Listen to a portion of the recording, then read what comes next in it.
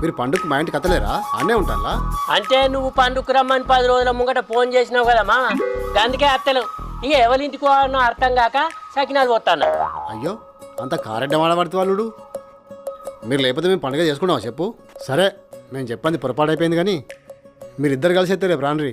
అత్తమామ మా అత్తం.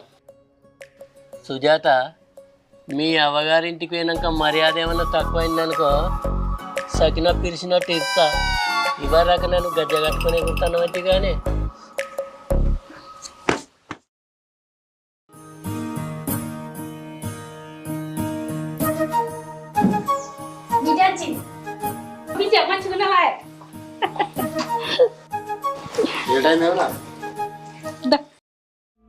నన్ను పట్టించుకుంటానే లేరు వీళ్ళు.